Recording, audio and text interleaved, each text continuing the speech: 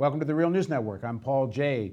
The U.S. Supreme Court's refusal to review a case in which Vulture funds sued to make the Argentinian government pay them 100% of the value of bonds, which they purchased for a fraction of the face value, let stand a lower court ruling requiring the bonds be paid in full. Reuters reports that Aurelius Capital Management, one of the lead holdout creditors seeking to settle with Argentina over sovereign debt payments from its 2002 default, said on Monday the government faces a new crisis on July 30th unless it engages in serious negotiations.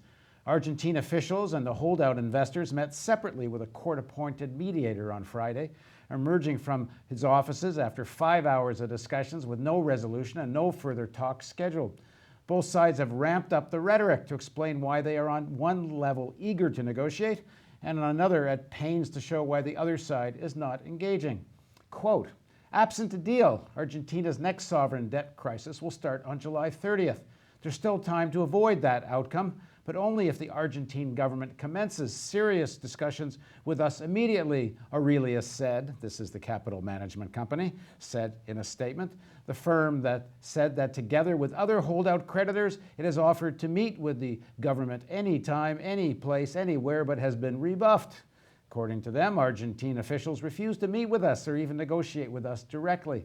Sadly, this approach gambles with the livelihoods and futures of the Argentine people, Aurelius says. In 2012, U.S. District Judge Thomas Grisia in New York awarded the holdouts $1.33 billion plus accrued interest in a case based upon the pari passu or equal treatment clause used to sell the bonds originally in 1994. Without a deal, Latin America's number 3 economy risks tumbling into a new default on July 30th. Now joining us to talk about all of this, first of all, in Buenos Aires in Argentina, is James Henry. James is a leading economist, attorney, investigative journalist. He's written extensively about global issues. He served as chief economist at the international consultancy firm McKinsey & Company. And also joining us from New York is Michael Hudson. He's a distinguished research professor of economics at the University of Missouri, Kansas City. His upcoming book is titled Killing the Host: How Financial Parasites and Debt Bondage Destroy the Global Economy. Thank you both for joining us. Here. So, Very welcome. So Michael, don't you feel better about the whole debt crisis, knowing that Aurelius is so concerned about the fate of the Argentine people? Well, this has really divided the world into two halves. The ruling that's under Judge Grisa's judgment today basically prevents not only Argentina, but any country that's issued bonds in the New York market from ever writing down or renegotiating the debt. 70% of the sovereign bonds of governments throughout the world are issued in New York. About 22% are in London. And for those 70%, you're going to have countries like Greece and others, Latin America in the 1980s, that have to write down the debts. If you don't write down the debts to something that can reasonably be paid, they're going to have to end up looking like Ireland or Greece. They're going to be imposing a decade of austerity on themselves. And no country is going to commit financial suicide. So Judge Grisa has apparently told the Argentines, come to New York and negotiate under the rules that I've said, which are different from all the other countries' rules. And there's no possible way that Argentina can obey his orders without essentially committing suicide for the economy. Right. Okay, James, let me see if I just have the basic fact base correct. On July 30th, Argentina was supposed to pay interest payments to the 90% of bondholders that agreed to the restructured debt, which I think was something like about 30 cents on the dollar. But about 10% of the bondholders refused to restructure. These Vulture funds then bought these bonds at a fraction of the face value, but then sued to get paid the entire amount. And the judges actually said they should get the entire amount. Now, on July 30th, the judge says they can't make their payments to the restructured bondholders until they pay off this, 1.8 billion or something to the Vulture funds. Is that? Do I have it right? Yeah, essentially, the Vulture funds like Elliott, which is a Cayman Island-based fund, in 2008, they bought whatever Argentine bonds, restructured bonds they own for $48 million. And today they are claiming not only the 1.3 billion that Greisa awarded them, but beyond that, interest that's accumulated since then. So the total for Elliott and the immediate parties holdouts is something like 1.65 billion, quite a profit compared with the 48 million they invested 5 years ago. In addition to that, Argentina has another 15 billion of holdouts that it believes would come in if this kind of behavior holds up, and those people are already beginning to file suit. On the other hand, since they have on the order of $140 billion of debt that they have restructured, including 80 billion that was restructured in 2005 and 2010, at a 40% discount. If they have to now go back and put themselves back and essentially deeply in debt to pay these vultures, it just stands on the head. Basically, we have no mechanism for handling country debt the way we do for private sector bankruptcy. And the IMF tried to suggest a system back in the early 2000s. The world just didn't go for it. As a result, we have this cockamamie system where a New York judge is making rulings based on sort of 19th century concepts of contract law. And he only has jurisdiction in this case because Argentina is one of 4 Latin American countries, unlike Brazil, that has decided to choose the Southern District of New York, one of the Wall Street safe havens in terms of the federal judiciary, as the location for ruling on all of these cases with respect to Argentine foreign debt. It has a history of ruling against debtor countries. It's totally repealed the doctrine of champerty, which is a doctrine under the law that says that you can't go out and buy somebody's debts up and then just take them to court and sue just because you've become a creditor. But the judges in the Southern District of New York tossed that out in the late 90s. And this is one of a series of vulture cases where companies like Elliott have been going around the world, countries like Panama and Nicaragua and Peru, and basically leveraging the fact that they have friendly judges in the Southern District of New York, like Judge Greisa. James, do we know how much interest these bonds in '94 when they were first issued, how much interest they were paying? Well, the bonds have paid a variable interest. I mean, depending on the time of the year. In 2001, they got up to 15% interest. But if you go back to the sordid history of the Argentine debt, that's the other thing that's really quite disturbing here. As of 1976, Argentina had a total foreign debt of $8 billion, 17% of GDP. The military came in '76 with US government support, established a junta. By 1983, the debt had soared to 48 billion, by a factor of 7.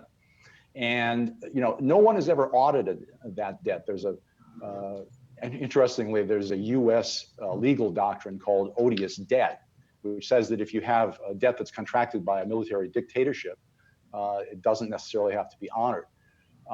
We invoked it with respect to Cuba in 1898, had acquired a lot of loans from Spain, and then nobody could account for where they were. But this odious debt doctrine never been applied to Argentina. Interestingly, I think the other thing is that this choice of jurisdiction was originally chosen by this military junta back in 1976. Martinez de Oz, the finance minister at that point in time, a very conservative guy, decided that Argentina would waive its sovereign immunity for purposes of all this debt that it was beginning to accumulate, and allow the United States and the Southern District of New York to be the situs for all of these cases. So those two very fundamental changes made by essentially military government, first of all, blowing up the debt out of proportion, and then relocating the judiciary outside of Argentina is very important for what we're seeing all the way forward to 2014. Right. Michael, it seems to me a little ironic or something. You earn 10, 12, 15%. I mean, the reason you're earning those kinds of money on government bonds is because you're acknowledging risk. If there's no ever a risk of default, then why should you be paying? You could pay me inflation, but not anymore. So I mean, the judge is saying, there should be bonds that can pay high rates of interest, but there should be no risk. That's exactly, there should not be any suffering as a result of risk. In other words, anybody can buy a discounted bond, and you have third world countries always paying a premium over what the United States government has to pay, just like you have companies paying high for junk bonds. Essentially, Argentina was like a junk bond country. The history that was just said is very important. You had the military, US-backed military dictatorship that ran the debt up into 1983, but then in 1989 you had another neoliberal takeover with the Washington Consensus, and they adopted the U.S. dollar as their basic monetary reserves and tied their money supply to the dollar. That essentially drove the country into debt because it brought on an economic collapse by 2002. That's why that government was voted out and why the Kirchners came in. So you have a destructive neoliberal government coming in, driving the country into debts, because that's what neoliberals do. And then in 2002, and was just mentioned, the IMF said, look, we're going to need something like the Bank for International Settlements was set out to do in 1929. To settle German reparations. Obviously, Germany couldn't pay the reparations that it had to. We have to have some international forum to decide how much a country can pay without imposing austerity and depression on its population, because every country is sovereign. That's why they call it sovereign debt. Well, the United States at that time in 2002 blocked this and said, wait a minute, other countries want an international forum, but we're going to block the IMF from doing that, because if they do that, they'll write down the debt, and most of the bondholders are Wall Street, and we want to get every penny these guys want, and we don't want. Well, ironically, after Judge Grease's ruling threatened to throw the whole international bond issue into anarchy, the U.S. Treasury and the government and the French government and the IMF all filed amicus briefi cases with the Supreme Court saying, if you follow Judge Grease's ruling, it's so wrong, it treats Argentina as if it's a family restaurant that's just gone broke, and now let's carve up all the little pieces and pay off. If you treat countries like you'd treat a family restaurant, then no country is going to ever again say, we're going to agree, if there's a dispute, to settle the rules under the laws of New York. Because if you settle the laws under New York bankruptcy, you're going to have a nutcase like Judge Grease saying, I don't like Argentina. Argentina doesn't pay its debts. I'm going to make it pay all the 100% money it owns as if there were no risk, and all of the interest, the 15% you said, compounded year after year, and all of the legal fees that the hedge fund has gone after 900 attempts to grab Argentine property, including their naval training vessel, La Libertad, and now it's trying to grab the shale oil in Argentina. And I'm going to give you penalties because I don't like Argentina. So when the judge says, Argentina, send up your people to negotiate on my terms, or I'll find you in contempt of court, Argentina says, no country could possibly negotiate on your terms. We overthrew the military dictatorship. You are not going to do to us what the military dictatorship did, Judge Grease. Right. James, why doesn't Argentina raise the concept of odious debt? Didn't Korea and Ecuador do that in 2008 and actually use that to restructure some of the debt there? Yes, they did. I mean, Raul Alfonsín, who came to power in 1984, raised the issue of odious debt for 21 days. And then at the end of that 21-day period, he reversed himself. That's the last time we ever had a serious discussion of auditing the Argentine debt. So President Alfonsín must have gotten the message from international banks who have long treated Argentina as a huge source, not only of lousy lending, but also capital flight. Something like $300 billion of offshore private capital outside of the country. I mean, the irony is, as Michael just said, I think this has actually been one of the most successful examples of debt restructuring that we've ever seen. Argentine economy performed extremely well from 2005 until 2009 after it restructured. The debt growing at 5 to 7% a year. It's had some difficulties in the last 3 years, but nothing like what it was going through in in 2000 and 2001, when you had 40% of the people below the poverty line, you had 18% unemployment, you had the neoliberal, my classmate Domingo Caballo, running the economy, and he blew the debt up from about 90 billion in 1999 to 144 billion by the time James, it should also be added that it's not just the dictators. It was the dictatorship, you could say, of the IMF and the whole restructuring that took place that preceded this default, was it not? Well, I think it was kind of that plus the the militant neoliberal. Now that's what I'm talking about. Was really convertibility of the dollar into the peso became an iron law.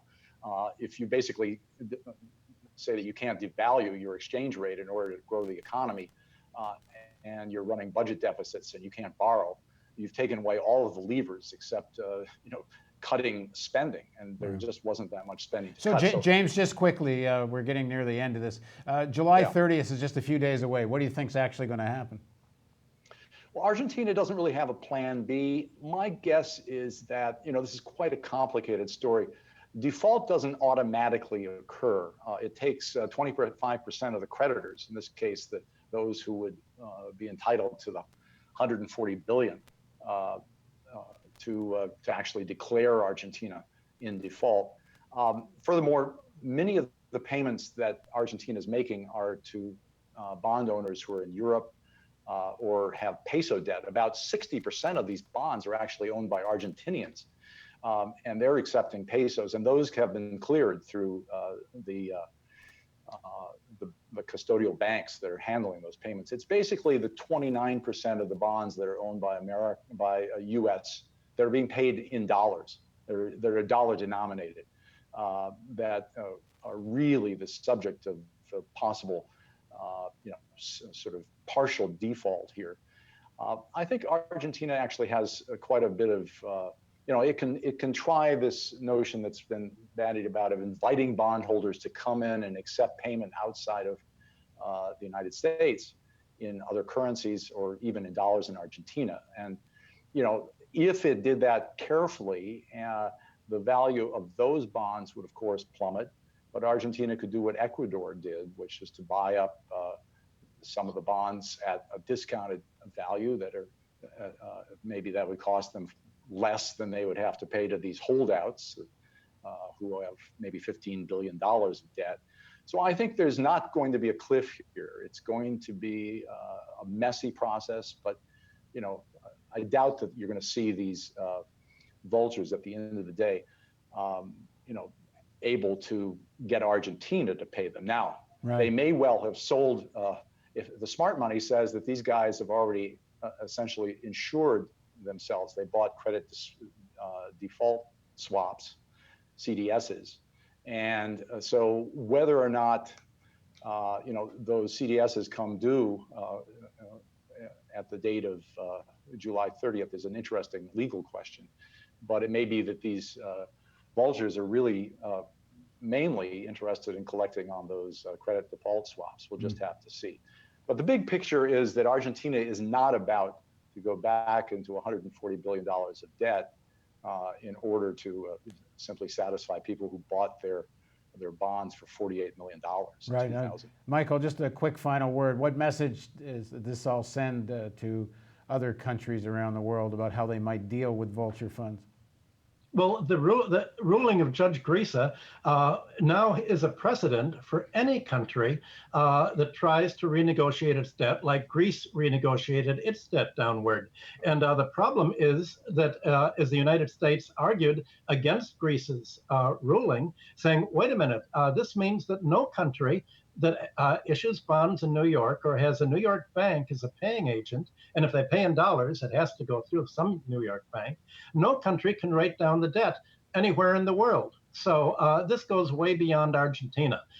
This is only you have a case of the tail wagging the dog, and that's why everybody from the U.S. government to Europe was insisting that the Supreme Court overruled Judge Grisa's ruling. And the Supreme Court said, wait a minute, since the ruling is only local New York State bankruptcy contract law, it's not a national law and a constitutional law, so we don't have any ground to review it. And the other people said, wait a minute, it may be, of course, it's local law, but we're dealing with an entire country and international relations. And the international relations means that other countries will now shun the New York and the dollar market for bonds, and there goes Wall Street. And the other aspect of Wall Street is you just mentioned many people have been speculating over how much credit default swaps have Singer's Vulture funds bought.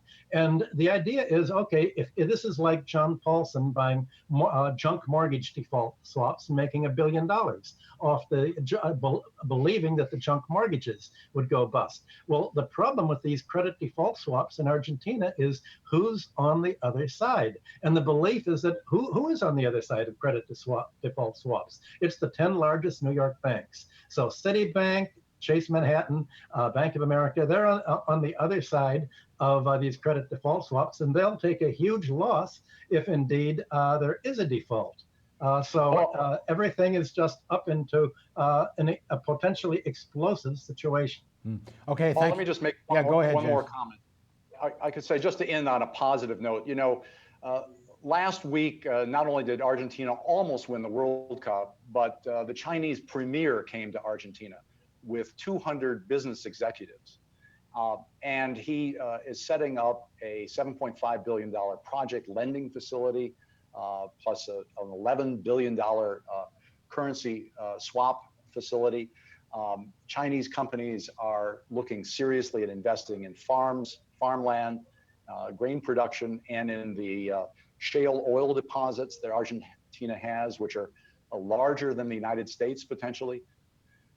So this country has a great future, and I think it's disappointing for the United States not to be able to behave in a more professional way toward Argentina, one that values this long-term relationship. Okay, thank you both for joining us. Yeah. And thank you for joining us on the Real News Network.